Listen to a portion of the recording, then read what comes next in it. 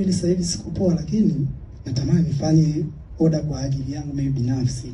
Kiukweli nilifanya order kwa ajili yangu mimi binafsi. Alinielekeza nichukue aloe vera gel, nichukue feed of green, nikachukua na Tixi na Lisham. Aloe vera gel nilichukua kidogo za kutosha, kama 6 hivi. Nikaanza kutumia. Kwa siku ya kwanza nilivyotumia, nilisikia kama tumbo linawaka moto zaidi. Nikasema, mbona kama ndo nimechokoza? Akaniambia jitahidi kunywa maji mengi. Nikawa najitahidi kunywa maji mengi.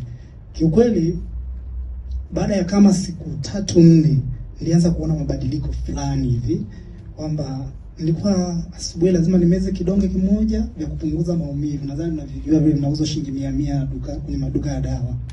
Na mchana kimoja na jioni kimoja, na saa 8 ya usiku lazima niamke nimeze kidonge kimoja. Na si hivyo bwana, siwezi kuamka kesho yake. Kwamba nilikuwa asubuhi lazima nimeze kidonge kimoja vya kupunguza maumivu. Nadhani mnavijua vile vinauzwa shilingi 100 kwenye maduka ya dawa. Na mchana kimoja na jioni kimoja, na saa 8 ya usiku lazima niamke nimeze kidonge kimoja. Na si hivyo bwana, siwezi kuamka kesho yake. Zile bidhaa nilizozitumia kwa muda kama wiki 2, wiki ya 3, toka mwaka jana mwezi wa 12 mpaka leo, sijui kuuma vidonda vya tumbo. Kunitengenezea juice ya pilipili, naigonga fresh kabisa yani.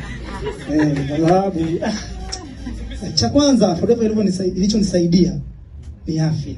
Afya yangu ni njema kwa sasa. Wow. Asante sana Japhet, nitakurudia. Mambo maiki apewe